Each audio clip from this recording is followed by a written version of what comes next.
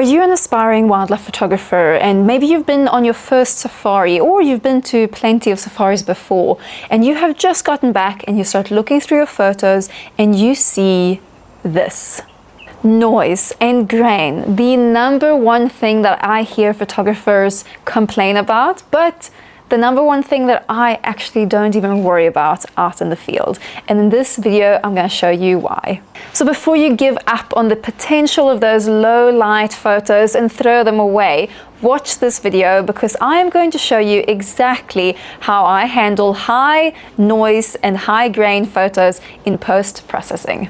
Hello and welcome back to my little corner of the internet. I am Carolina Nari and I'm a wildlife photographer and photographic guide. And on this channel, I try to bring you along with me out in the field as I am photographing wildlife, and I try to share as much knowledge as I can about wildlife photography along the way. I'm very happy to tell you that this video is sponsored by DxO Labs and I've got a discount code for you. You can use the code Carolina for 15% off all DxO software, including the PureRAW 6, which is what I'm going to show you how I use in this video, and the Nick collection and the PhotoLab 9, which I have done a tutorial on before. So if you want to check that out, you can watch it up here. I highly recommend this as an alternative to Lightroom, especially now that the prices are rising and everything is subscription based. I'm sure I'm not the only one who's very frustrated with all the different subscriptions that we have to keep track on. And that's why I'm very grateful for DxO for sticking to their in perpetuity model, which means that you only have to pay once and then you can keep using the software for however long you want and you don't have to subscribe to anything. With that being said, after my last video, I did receive a lot of questions about if I were going to switch to the DxO Photo Labs and stop using Lightroom, which is what I've been using so far. And as much as I would love to do that because of the reasons that I just mentioned, and I'm getting frustrated with all the different subscriptions that I have to keep on paying, unfortunately, I think that I am simply just too deep in the Lightroom catalog and jungle, because if I were to switch to a different program, I would have to redo all my edits, all my organizations of my files and everything, and I use Lightroom a lot to go back to old files that I've edited years ago to reuse for new projects now. So unfortunately, I think that's just not possible for me, but as I said, I do highly recommend the Photo Labs for those who are looking for an alternative to Lightroom.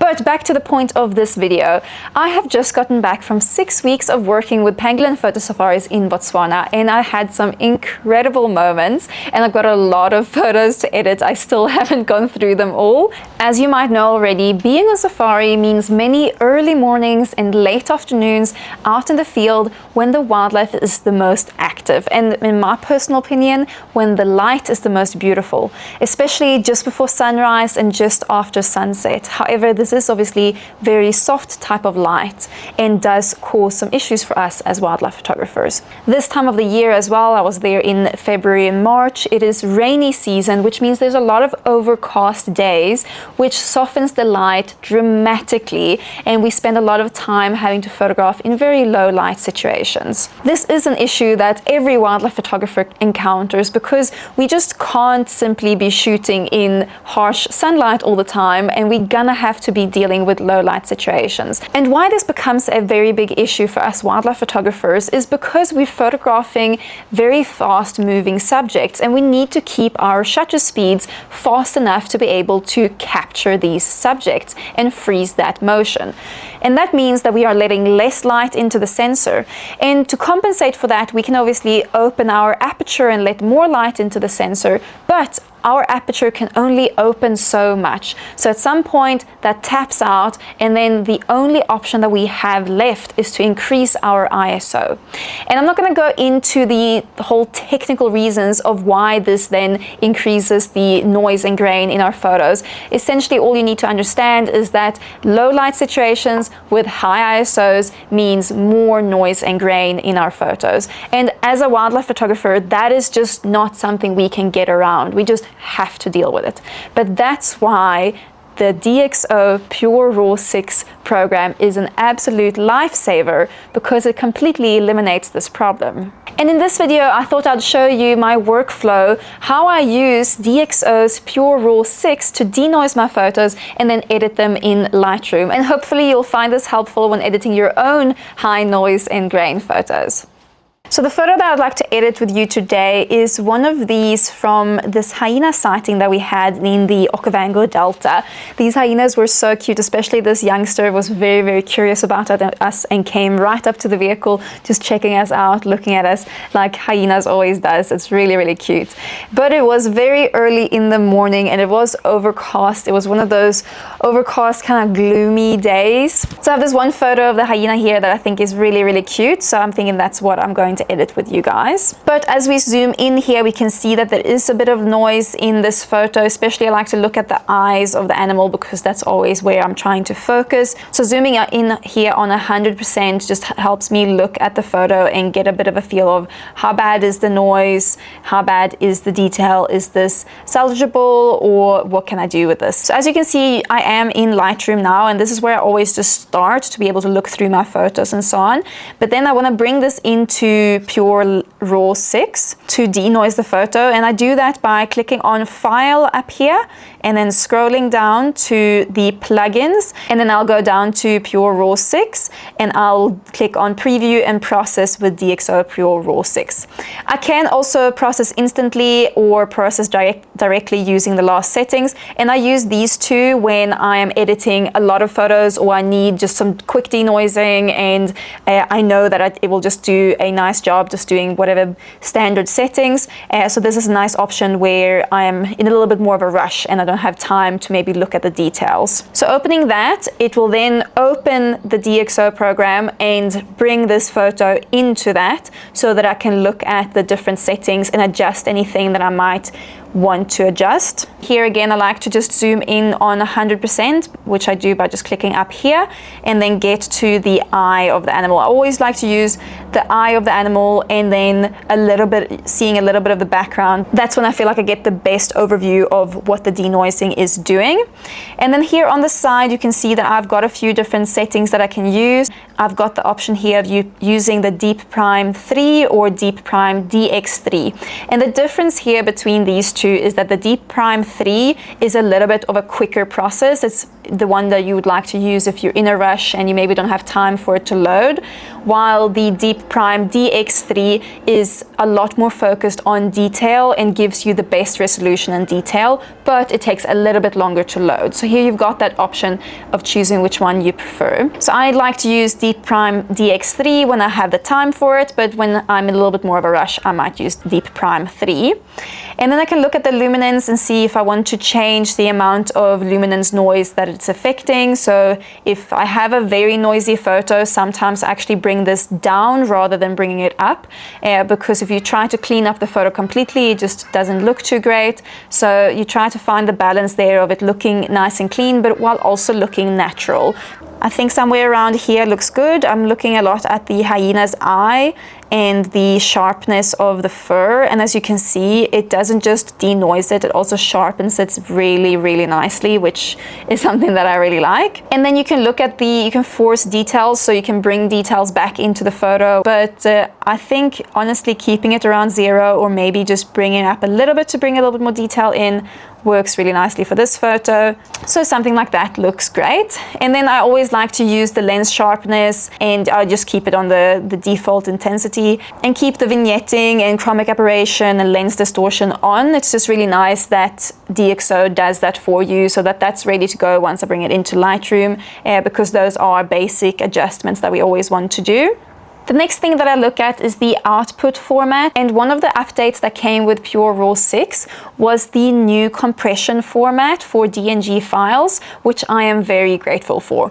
So here you can choose to have either the DNG completely uncompressed, which means it contains as much detail as possible, but they also have this new high fidelity compression. And this is a new advanced compression technology for DNG files that significantly reduces the file size. up to about 75%, so 4 times smaller, while maintaining visually identical image quality compared to the uncompressed DNG. And we are very grateful for this in a time where storage is very expensive and is a high commodity. So anything that can keep our files smaller while still keeping the quality that we love, we're very grateful for. And then last thing that I wanted to show you is that they do have this new retouch and dust removal tool, which is super helpful, especially for us wildlife photographers who are constantly out in dusty conditions and we keep on getting dust on our lenses and you just can't keep up with cleaning it. This tool just helps you so much to get rid of any dust that might be on your lens that will disturb the photo. So I just turn that on and then you can adjust the sensitivity to whatever you prefer depending on how much dust you have in your photo. And once that's done, I just click on process and this will now load and it'll bring it right back into Lightroom where I can continue editing. And while we're waiting for that to load, I am going to answer a question that I'm sure is going to come up in my comment section, and that is why I prefer to use the DxO PureRAW over Lightroom's own denoising program that is straight in Lightroom itself. And there's a few reasons for this. First of all, I personally find that the quality is just that much better. I also think I have a lot more control over what I want to adjust and how much of each setting I want to adjust, how much denoising I want to apply, and the force details that I want to add. In Lightroom, there's just one slider essentially of how much denoising and that's it. So you don't have a lot of control over the fine adjustments, and that is a big deal for me. I also find that DxO is a lot quicker than Lightroom's own denoising program, especially when you're using Deep Prime 3 instead of Deep Prime XD3, because that is designed to be focused on a balance of speed and high quality output. So I find that is a lot quicker. And also I can denoise several photos at once, which makes my workflow so much better.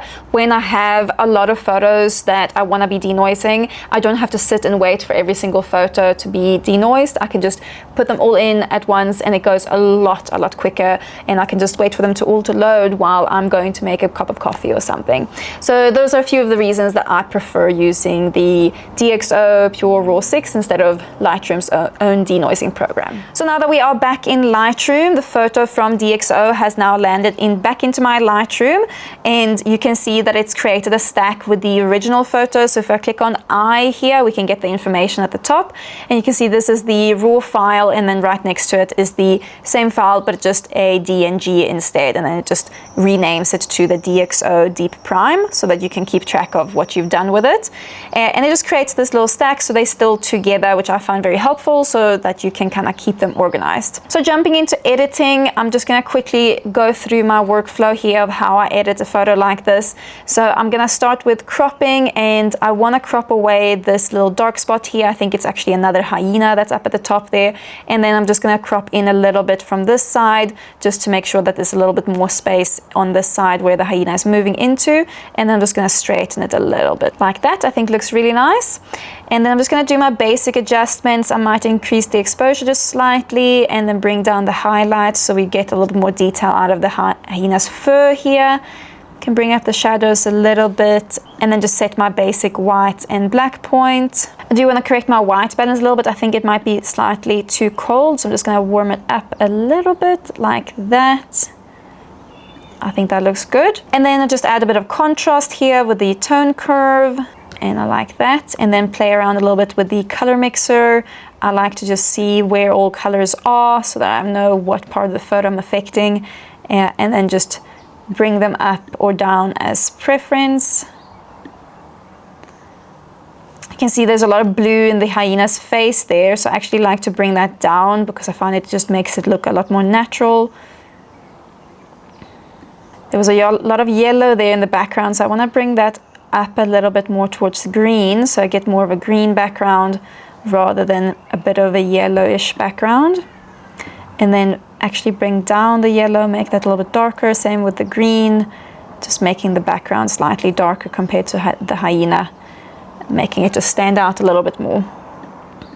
So that's the colors mixer. And then moving on to the masking tools, I like to use a linear gradient to just darken the bottom of most of my photos. I find that this just makes the subject pop a lot, so I use the exposure to darken and then a bit of the shadows.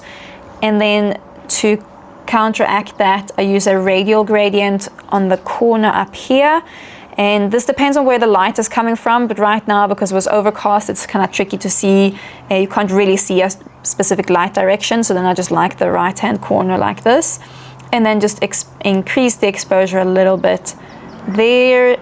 And then I actually like to duplicate that mask and subtract the subject so that I'm only affecting behind the hyena. So now you can see I'm only affecting the background behind the hyena there. And then bringing down the dehaze a little bit just adds that like pop of light. Sometimes I also like to bring up the temperature just to make it look a little bit more warm. And this way we're kind of adding a fake light source that just helps the photo look a lot more dynamic and interesting than it did with the like flat light that is during low light situations like this. But I just realized with this mask right here, we maybe increased it a bit too much. Seems like we might be losing a little bit more detail in the hyena's fur there. So I just want to make sure that we're not making this too bright. So I'm just going to select my subject. And then I don't need to affect the bottom of the hyena there. I'm just going to affect the head. So somewhere there, and just bring down the exposure a little bit and the highlights a little bit, just to bring a little bit more detail back in that part of the hyena. Then I would like to brighten the face of the hyena a little bit because it is quite dark.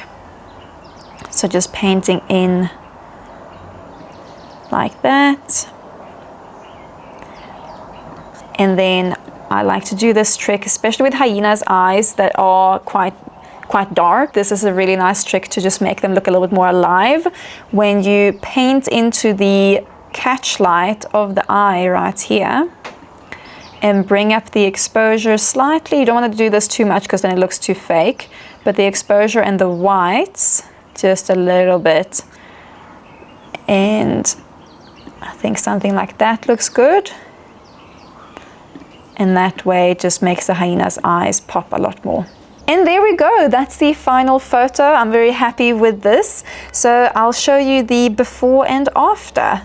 And when we zoom in here on the before and after, you can look how big of a difference it's made to use the PureRAW 6 on this photo and just denoise it, clean it up nicely, but we're still containing a lot more detail. And I actually think that it is looking a lot sharper and a lot more detailed in the denoised photo than the original photo, which isn't usually the case when you're denoising photos. They sometimes end up looking a little bit too soft.